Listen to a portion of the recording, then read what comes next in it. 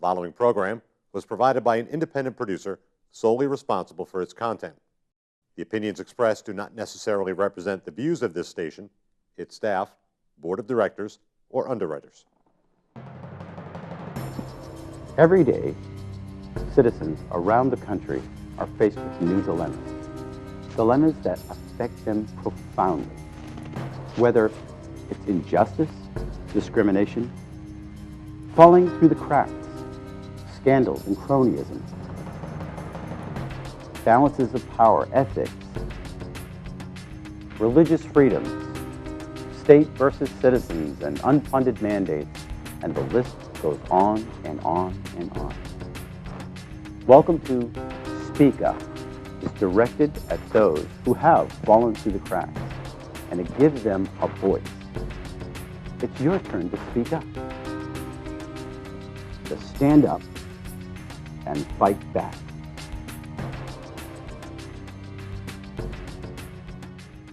Welcome to Speak Up. I'm Kevin Avard, your host. In the past, we've had many guests on our show talking about different topics, whether family court issues or towns having secret meetings. One time in the past, we had a group of people on to talk about the FRM scandal. And we wanted to set the story straight, and we wanted to invite some guests on the show to talk about their experience and what they know about FRM. Apparently there's been a bunch of misinformation about FRM, how it was just a bunch of bad loans. But indeed, there were some major players in this scandal, and we need to take a fresh look at it. Today I have Peter Martino, a retired colonel from the Marine Corps Reserve. He's a successful civilian career providing training and consulting, program management services, both nationally and internationally. Welcome to the show. I appreciate you coming on the show. Thanks, Kevin. All right. Pleasure to be here. You were directly involved with, from what I understand, with the FRM, not as one of the big shots, but rather as an investor at one point. Well, I wouldn't use the term investor, and we'll get into that. Okay. Why that's an important distinction here in a while. Actually, I was a lender involved through FRM, okay, which was a mortgage brokerage firm. One of the things about the FRM story that's interesting is that, to me, it's sort of a classic model of the way scandals play out in this country. I think it's just a microcosm of the macrocosm of the bigger problems in this country. Right now, if you look at some of the things happening at the national stage, it's just a lack of trust in our leadership, and a lot of agencies, a lot of politicians have just lost the trust and confidence of the American people. And so the question becomes, how much power and influence do we want these people to have that are our supposed leaders? And so if you look at the national level, we've got a president who's claimed the authority to kill an American citizen without due process. He's exercised through executive orders the authority to selectively enforce laws, which basically doesn't make them laws anymore. And so, you know, as we see the whole nation looking at corruption. Even using the IRS to target individuals. We just recently heard that he's requested certain individuals' tax returns. When did we ever hear of this ever happening in our government? And that's the thing. People are just sort of becoming numb to scandal, and we've just accepted it. And so I think that FRM is a good way to look locally, because I think that's really the only place people can make a difference is locally. Right. People get frustrated watching television and seeing some of the huge scandals that are going on at the federal level, but they don't realize what's going on closer to home.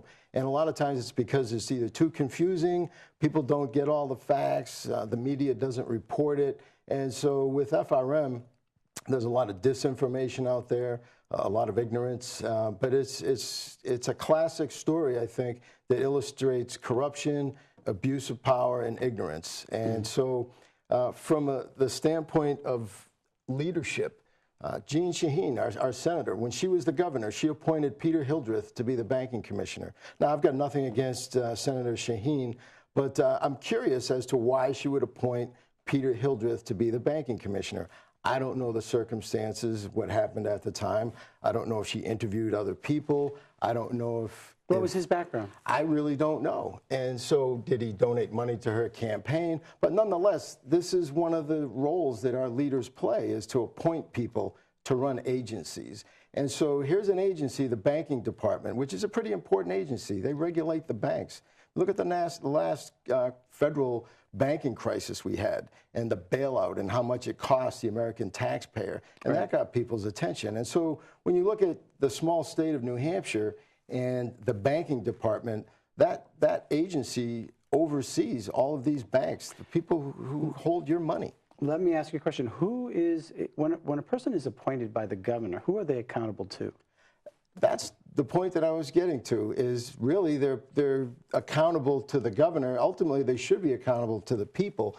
And in this case, apparently to no one. Governor Lynch was governor while Peter Hildreth was the banking commissioner.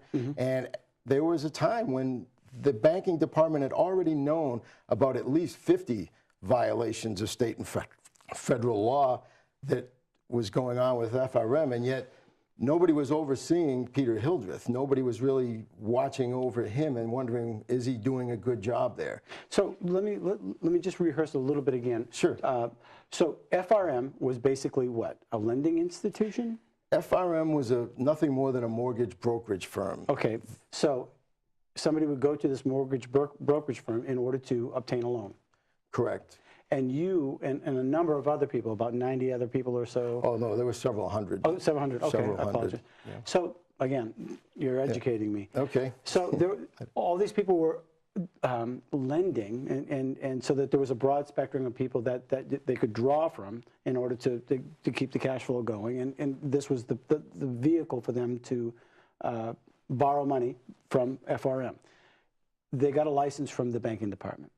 Correct. That license from the banking department, who was being run by Peter Hildreth, appointed by Gene Shaheen, basically that license says this is an up-and-up company. Right. And that's really where the problem came in. FRM, as you say, was nothing more than a brokerage firm. They matched up borrowers and lenders. And that's typical all over the country. Hard money lenders, it's a secondary market. People who can't maybe qualify for conventional financing, so they maybe pay more of a premium on the interest in order to get funding for different projects. And so the banking department regulates those types of companies. Not the securities. Not Securities Bureau. This is something that's regulated by the banking department. The banking department had been regulating them. They had conducted 7 different audits over the years and uncovered over 70 violations of state and federal law. There were 2 show cause orders that were written to shut them down, but no action was ever taken. Well, who got this show of cause orders? Where did that generate from? It was within the banking department itself, within some of their employees. There are a few, and I don't have their names. I know Al and Sue McIlvain were going to be here tonight, right. and I filled in for them at the last minute. Thank you for doing Sue, that, by the way. You're welcome, but you're lucky you caught me while I'm here in New Hampshire. I don't even live in the state anymore, but my heart goes out to the voters here because of some of the stain that this has left in the government here as something that New Hampshire is going to live with, because hundreds of these victims were from all over the country. Now, I read a book recently by Mark Connolly talking about Cover Up, and what was seeming to play out in the book, and I don't know how accurate, and maybe you can talk about the veracity of his statements, but you know, these phone calls are going back and forth, and it seemed as though Peter Hildreth was trying to blame Mark Connolly, who was the head of the securities, for the problems, and kind of spread the blame. And if you spread the blame on the debacle, you kind of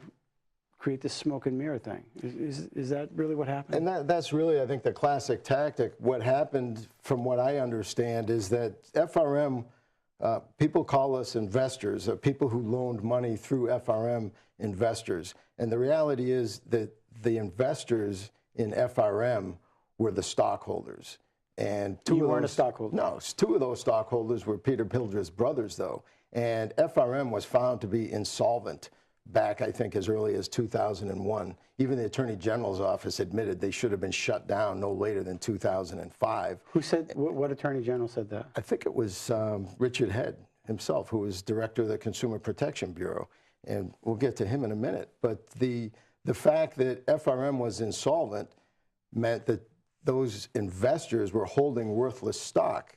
And so for some reason, it seems a little strange or fishy that this company that's insolvent would be allowed to stay in business despite all those violations of state and federal law, just long enough for them to steal money through fraud through a sister company called CL&M in order for those investors to get their money back. And so those people didn't lose a nickel. The investors in FRM never lost a dime. Those were the stockholders. And I believe that the way that they were made whole is because a lot of the loans that were brokered through FRM were serviced by a company called CL&M.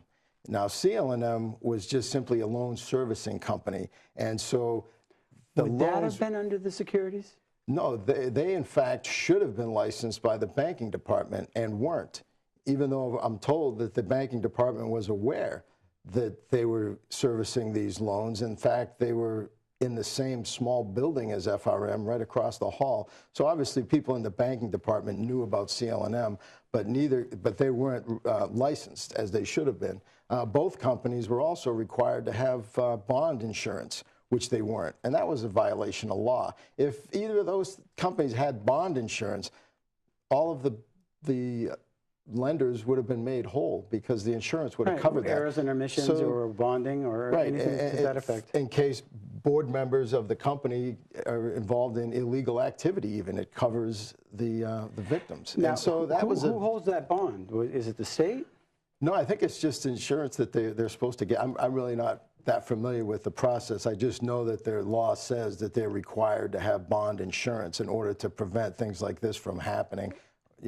And so yeah, the politicians basically write these laws. So keep that in mind. Congratulations, by the way, on becoming elected to be the next senator here. Yeah. But the bond insurance alone, some lawmaker thought of that and put that in a law at one point, and it wasn't enforced. And so at the detriment of hundreds of victims, costing them millions of dollars. So all these people were making loans, people like yourself. Yep. When did you start getting wind that things were getting sour?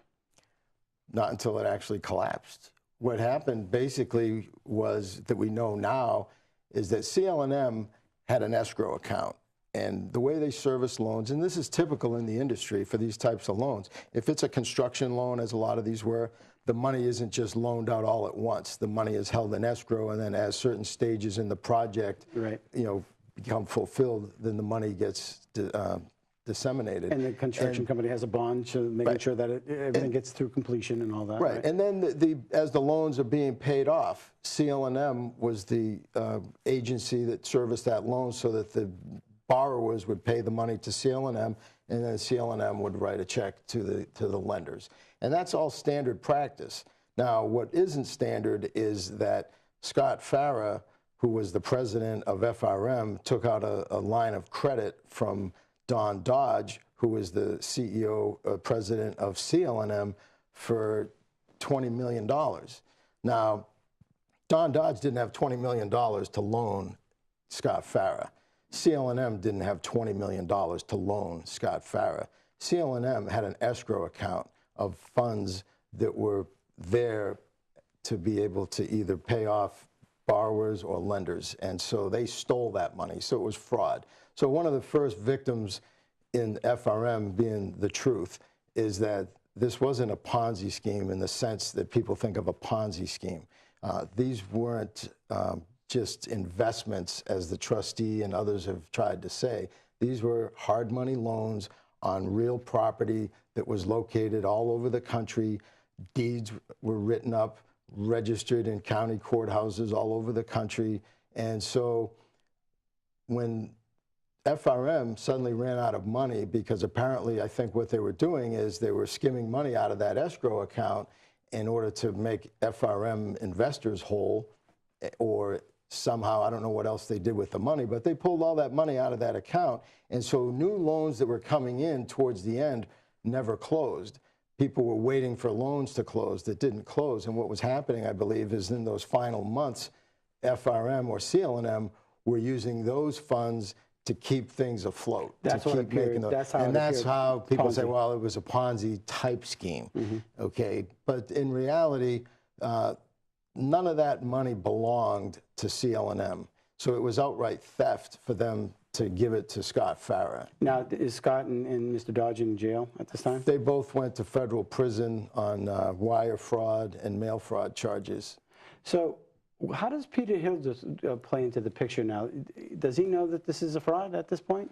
I don't know what Peter Hildreth knew or when he knew it, but when CL&M voluntarily shut its doors in November of 2009, I believe, the banking department showed up there, I think the day after, and were seen removing boxes and all sorts of things to include computers from FRM, from the building. And Peter Hildreth himself showed up there. He later testified that he had verbally recused himself from any FRM dealings when somebody notified him that his brothers were investors in FRM, even though he acted a couple of times on FRM matters, and certainly showing up at the site, which was unsecured. There was no law enforcement secured the building or anything. Evidence was just walking out the door.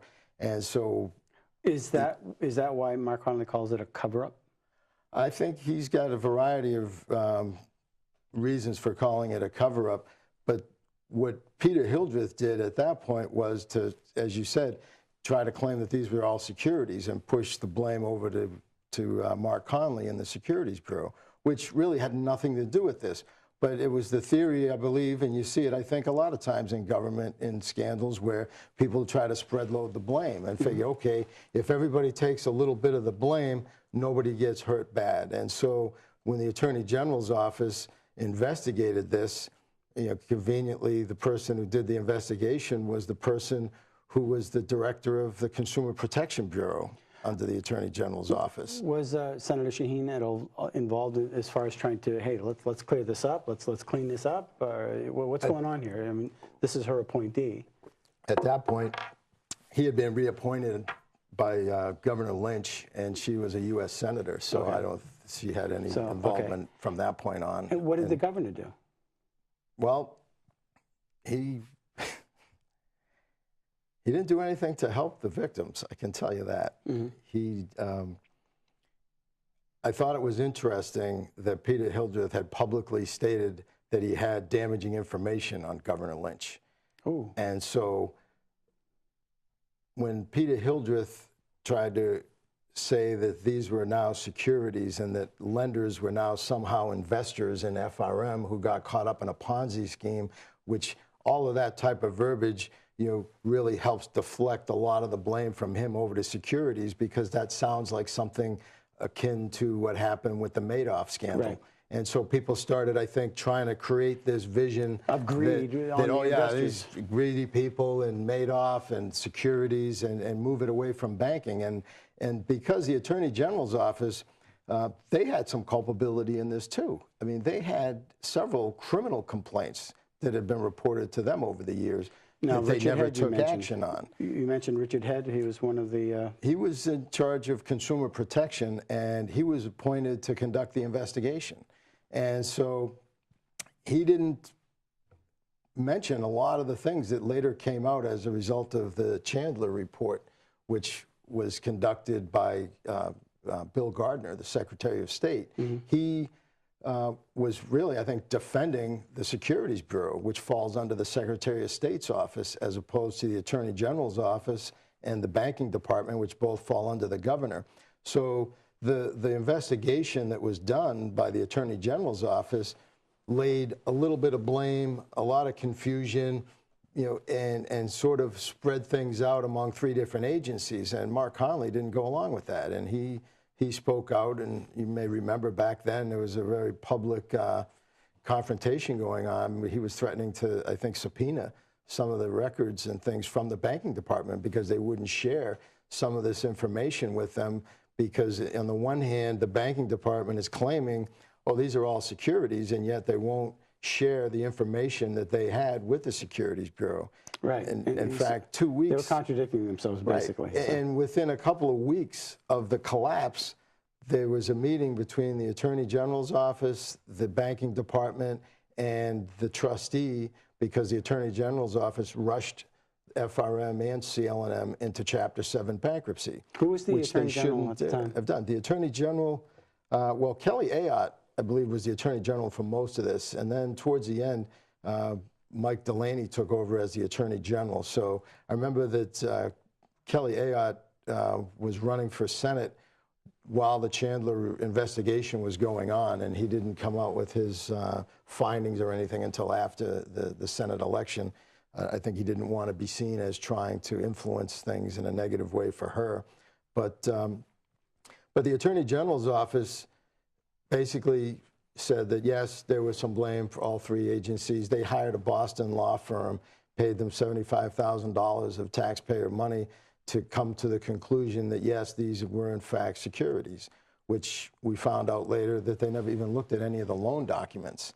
And so it's kind of disheartening to see that you've got these government agencies. That's not funny. That no. are, It's just, it really. so, okay, so $75,000 went to get a hired hand. And the law firm that they chose was a law firm that had represented a very large client that the Securities Bureau had won a big case against. And so They had an axe to grind. it would appear that way. And so, some of the appearances of some of these things, without having to, draw conclusions or connect dots, they just have the appearance of, something doesn't smell right here. And there was a lot of that in the FRM thing. And that's why I think a lot of the victims are frustrated that there was no real investigation ever done to a criminal type investigation. So a lot of these lenders, you said there were about 200 lenders. I think it was probably closer to 3, but somewhere along there. Wow. And they're getting wind that everything's just collapsed. Yep. Is it the securities? Is it the banking department? Where's my money? They're all starting to say, hey, where's my money? Mm-hmm. This is supposed to be an up-and-up organization, licensed by the state, which has certain guarantees that if there's any kind of fraud going on, obviously they'll have investigatory rights to make sure that these loans are somewhat secure, right? Or these investments. The real tragedy, I think, from the banking department side with the general public is that in some cases, nothing is better. We talk about the need for all these government agencies, and a lot of people talk about some of the fraud, waste, and abuse that goes on in these government agencies. Do we really need them?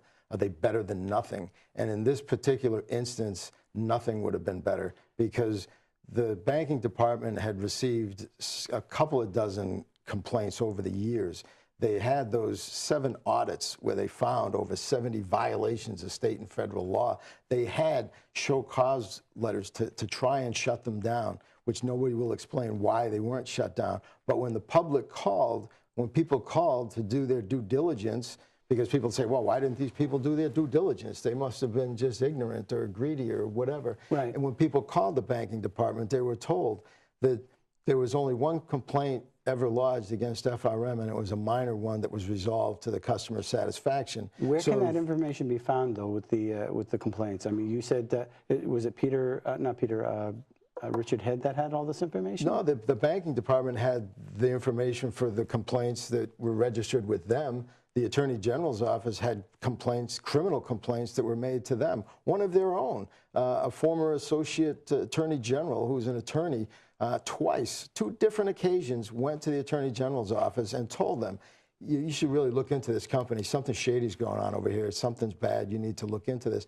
And nothing was ever done. They later claimed that they made a verbal or an informal referral to the FBI, but nothing was ever done. Did the FBI get involved? No. And the thing with the banking department is that the Chandler report concluded that no amount of due diligence could have uncovered anything negative about FRM. Because? The only people who were in a position to know any negative information about FRM worked in either the banking department or the Attorney General's office. And not only did they just not tell the public that, but I think they did something worse, which was to say there were no problems. It would be one thing to say, hey, we're not going to tell you what's going on with that company, privacy, whatever reason they want to use, but to come out and say there's only been one complaint, and it was a minor one.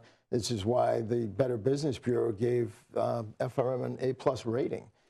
So that license meant nothing. It meant nothing. And so it makes you wonder what the licenses are worth on some of the banks that you keep your money in as well. Was the state insured for errors and omissions? I believe that the state is self-insured, which is another reason why the FRM victims didn't get any type of restitution or anything from the state. What was the average loan that people would lend to FRM? The loans varied, but they were mostly short-term loans, like 1 year to 2 years, somewhere along that line. And some people interest-only payments with balloon payment at the end. A lot of times somebody would want to build a project and then sell it when they were done, so they borrow the money and make the payments on the loan until the project was finished, and then either refinance the project, get conventional financing, or sell the property, or whatever their personal goals were for that project.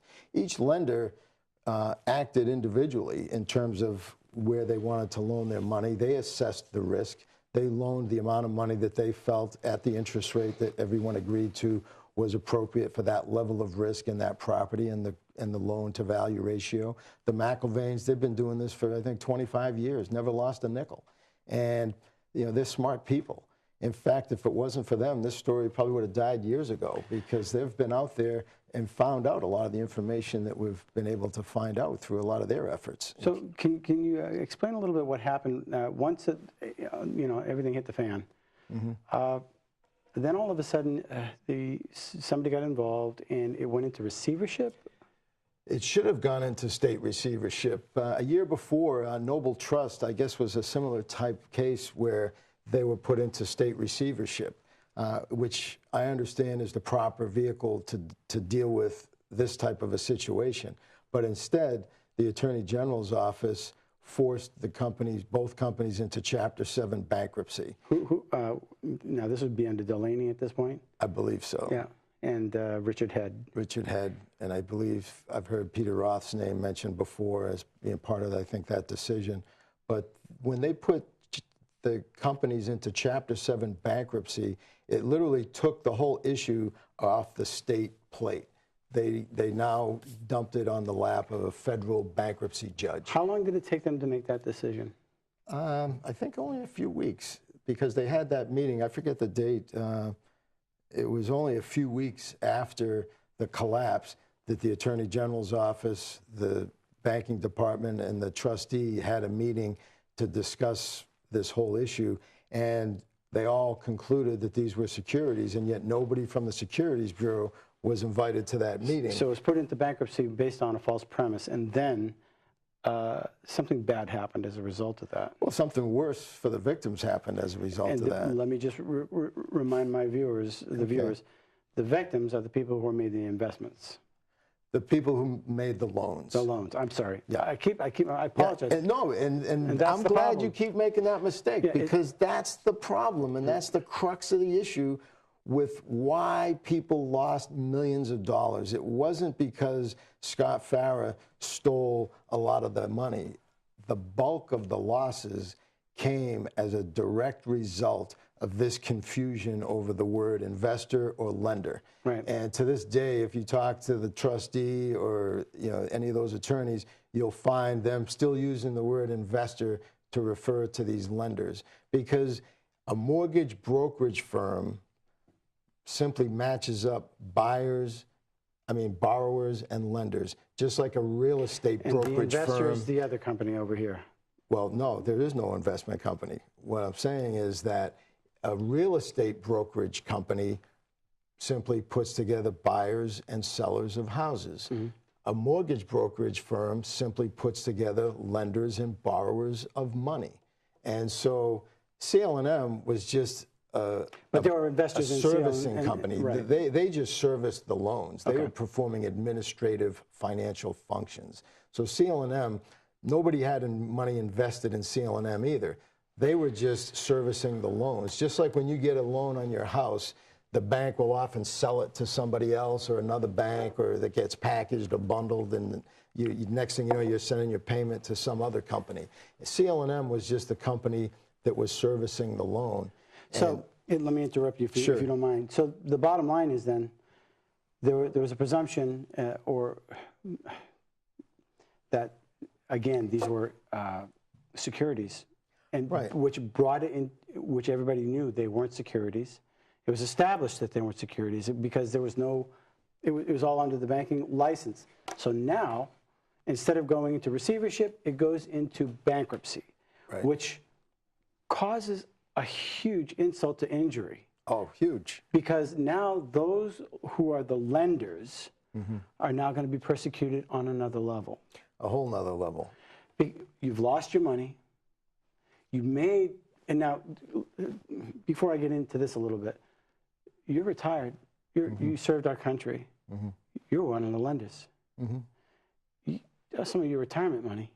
You served our country, and there were other people that built their lives building homes for others, and this was their way of just a safe way to invest their money to some degree, right? Or lend it out with a little bit of return. I mean, people had these funds in their IRA accounts, 401ks, and some of these lenders, you know, I've heard folks try to characterize the lenders as these, Wall Street big shots or something like that. If you've met some of the lenders, you've met Al and Sue McIlvaine, you know, Harry Bean and Priscilla, his whole family. I've gotten to meet some of the most salt of the earth people as a result of this. That's the silver lining, is, you know, you've got families in this state and throughout the country who are hardworking people. I mean, the McIlvaines, the Beans, unbelievable work ethic, integrity. I mean, these people worked hard and saved and then had the rug ripped out from under them. And then after this is all discovered, it was a switch and bait by putting it into bankruptcy. And that who made that decision? That single act. Who made that decision? I'm not sure, but I believe it was somebody in the Attorney General's office. I think it, like I said, it might have been either Peter Roth or Richard Head. I think it may have been Richard Head, because I know that Al and Sue McIlvaine had talked with him at one point and told him what incredible damages that had happened as a result of that decision, and he just wrote it off as, well, that was an unintended consequence. Well, an unintended consequence. Okay, it was a pretty big one. The reason I'm asking, I keep harping on this, is because these lenders had basically lent some of their life savings, some of their retirement, military pensions, and come to find out, because it goes into bankruptcy, now the lenders are getting sued for making the loan. Right. Here's the logic. Here's That's bizarre. It was so bizarre. You know, that show, what is it? I love it. I never watch it, but I think it's brilliant.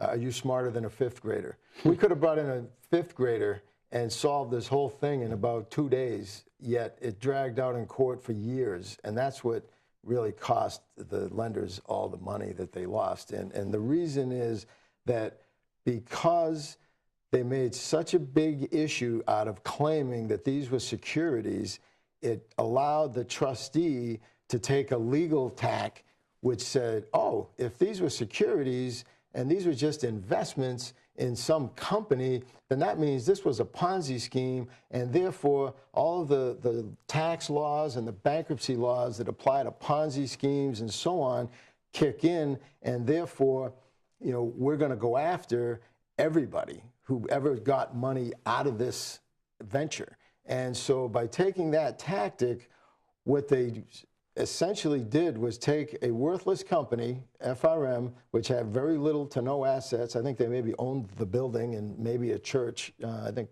Scott Farrah's father was the preacher for some church up there in Meredith. And in fact, Scott Farrah, I believe, was the treasurer. But the company had no assets. And so the trustee, who is nothing more than a civilian attorney who was appointed by the bankruptcy court or the U.S. attorney, they took the position that, okay, any loan that had ever been brokered through FRM and serviced through CL&M were now somehow investments in FRM and CL&M. So hence the whole thing about being an investor. You know, it makes it sound like, oh, you were part of one of these Madoff scams or this Ponzi scheme where everybody was investing in FRM, getting ridiculously high interest rates with, I mean, people thought, oh, this is just, some scam that you guys should have seen through it. But the reality was I showed my loan documents to 2 different attorneys, and both of them said, oh, you don't have anything to worry about. Your name is right on the documents. You're registered in the courthouses in 2 different states. And so, granted, a lot of these loans were different. Everybody's situations were different. Some of these were structured differently. So there were some bizarre deals, I'm sure, out there.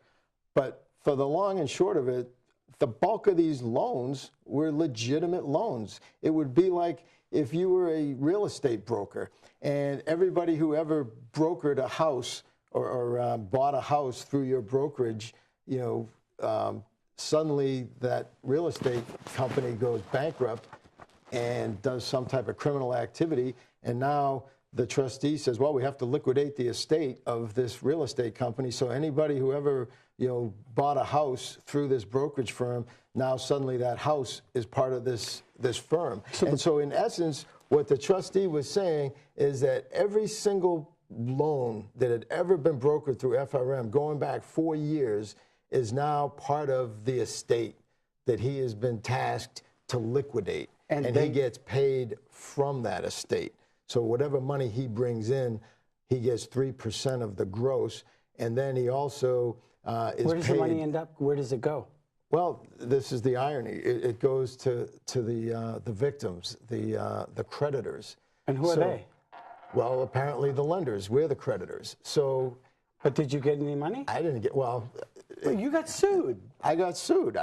We all got sued. It was surreal because here you have a situation where the reason that Scott Farah shut the doors and just walked away is because there was no money left. They had raped the place. They had taken all of the money they could out of that escrow account, and so there was nothing left. And so if they even for a second thought that they had a claim to any of these loans or any of these properties, he'd still be in business today. How long are they in jail? I think Scott got 10 years, and Don Dodge, I think, got 6. And how much money was stolen? We'll never know. Millions. So but you the rob bulk a bank of it was and you lost. get $1,000. You rob a convenience store, you get 20 years. Yeah. And you rob him. Or if you work for the state or some of these other cast of characters, who knows who ended up with what, but they end up. So just to simplify what you basically said is basically all the lenders got sued on top of the fact that they lost their money. And none of that money went back to the lenders. Well, here's what happened. The trustee, in addition to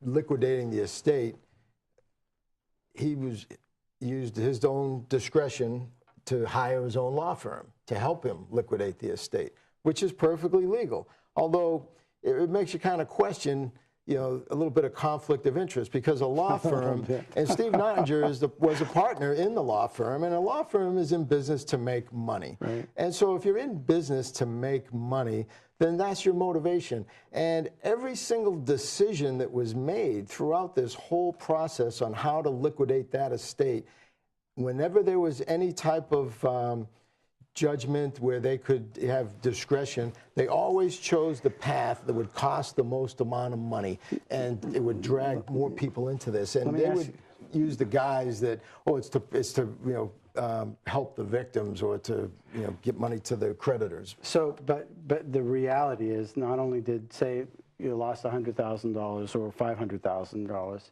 not only did you lose that then you were sued for the equivalent. Well, and this is where those whole Ponzi scheme laws, kick in.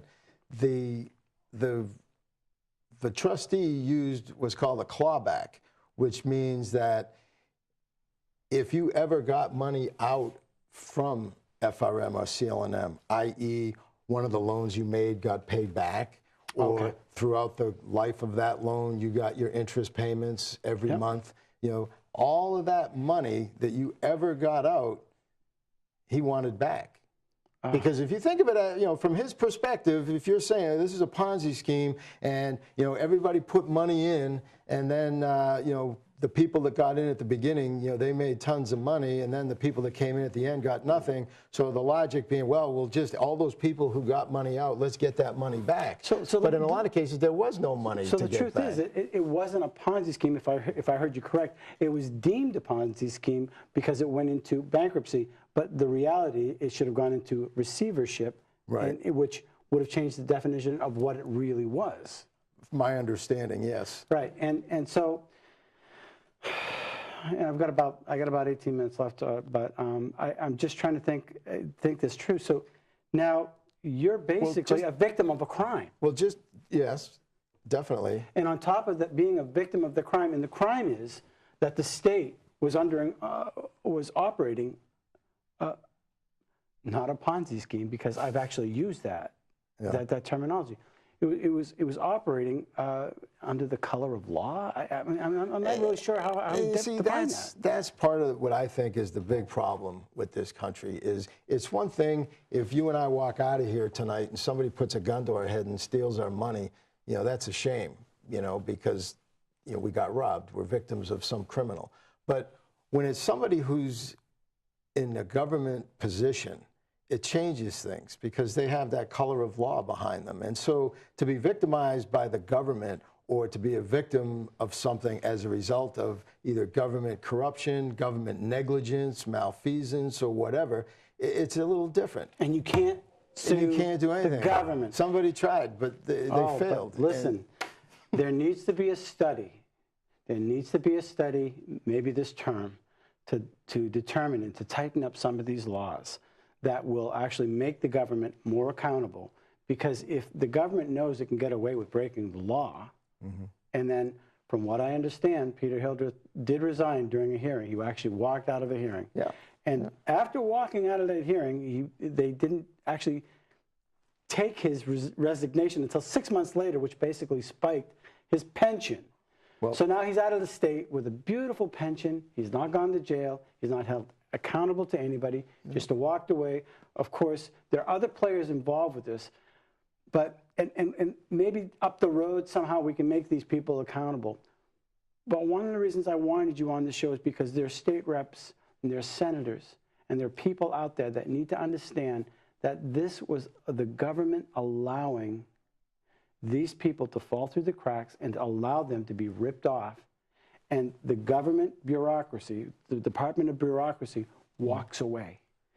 They've lost their life savings. From what I understand, there were 2 suicides. 2 suicides, numerous divorces, people having to return to work in their 80s. I actually know some people. I know what banks they actually work at. And they're victims. And we're victims if we can't trust in our government. We're victims if we cannot hold the government accountable. And how do we do that? First of all, you come out and you speak up, obviously. Yeah.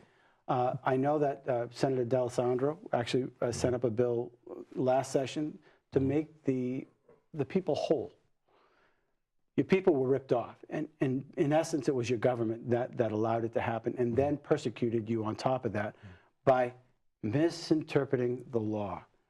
And I want to bring that up because there was a Jeff Ross case that happened, which was totally aside of FRM. And I remember the Attorney General's office coming to our Committee of Redress of Grievances after Jeff Ross had to defend himself up to $185,000, went all the way up to the Supreme Court. Innocent. But the Attorney General's office kept persecuting this guy. In our committee, the Attorney General, Representative Richard Head, said to me, point blank, after I asked him, what did you do to this guy? And his return was, we misinterpreted the law. But by misinterpreting the law, you cost Mr. Frost $185,000 of his life savings. You probably took 10 years off his life. I'm thinking of all these people on FRM, and the whole idea is there was a change. There was this receivership and bankruptcy. Mm-hmm.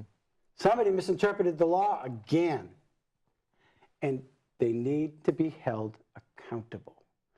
Talking to a very famous attorney just the other day, and they're proposing making a study. You know, maybe we can do a bipartisan deal up in the Senate to make sure that the government is more accountable to people and that you people should be made whole.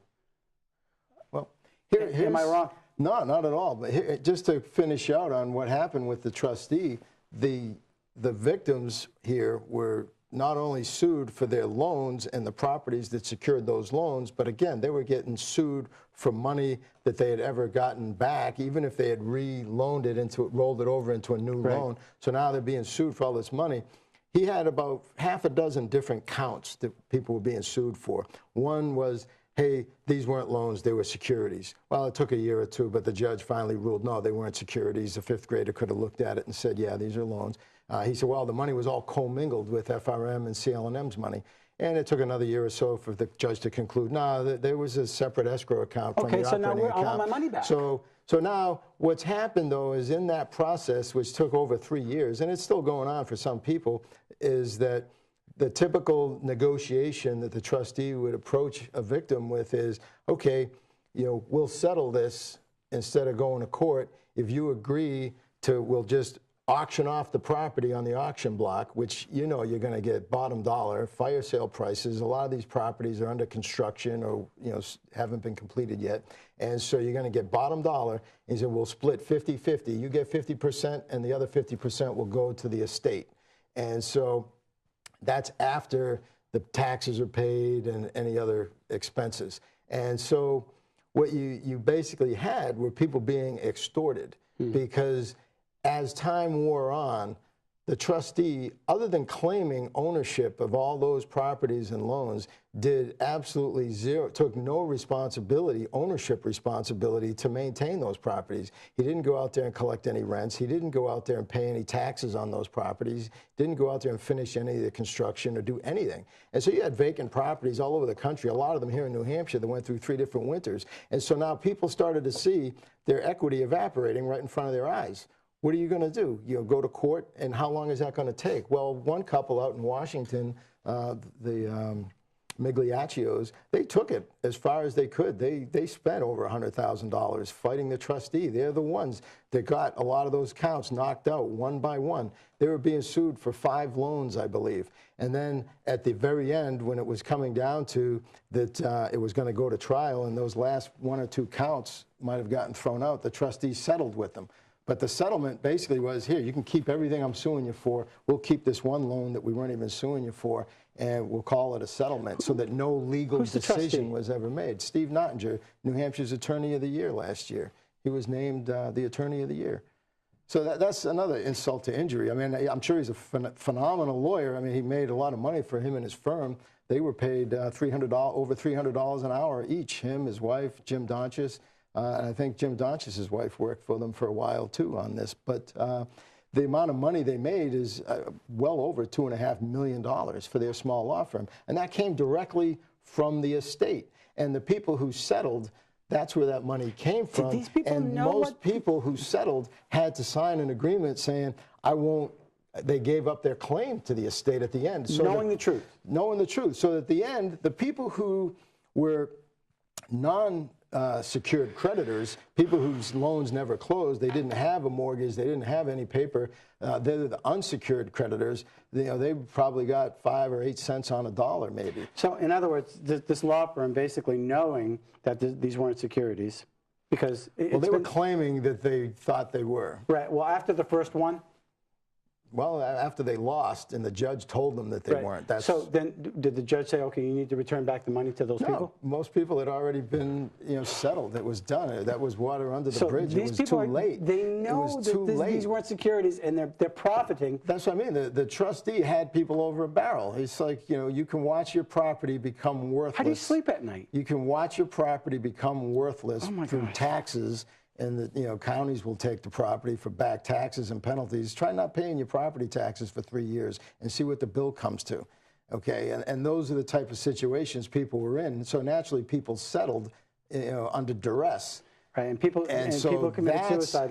Families are broken up. That's and where the millions of dollars went, because I guarantee you, a lot of these properties that were sold at the auction block, there were a lot of companies out there or people who bought those properties who I'm sure made a fortune off of them after the fact. The trustee could say all he wants about, oh, they were worthless or they weren't this. They weren't all worthless. There were a lot of very good properties in these loans, and so either way, they certainly didn't belong to FRM or CL&M or the trustee, yet he's walked away with $2.5 million legally, and victims are out. And what blows my mind is even after it was settled in court that they weren't securities, the judge didn't say, hey, look, you need to return the money. No, he was making other arguments, and it was too late at that point. Properties had been sold. The other insult to injury was that the state put in claims for the estate as well. The banking department put in a claim against the estate saying, oh, FRM owes the banking department $100,000 for audits that we conducted after the collapse and fines. First time they decide they're going to fine FRM is after they've collapsed and the guy's in jail, and that money they know is coming directly from the victims. The Treasury Department puts in a claim to the estate, $100,000 in back taxes or fines, and so now it's like the song that never ends. The trustee, approved that, recommended it to the judge. The judge approved it. Al and Sue McIlvain, always on the ball, watching, and found out, hey, this is ridiculous. Went up and started telling people about it. I even talked at a congressional committee that was looking at SB 180 and told them. People were shocked. They couldn't believe the gall. And the banking department, I think, I've heard that they were so embarrassed. I think they withdrew their claim, but the Treasury Department didn't. They got their money. Money that came directly from the victims. And so that's how your lovely state government, handled this thing. And for his efforts, Richard Head, he was, as I said, he was the director of consumer protection. He did the investigation.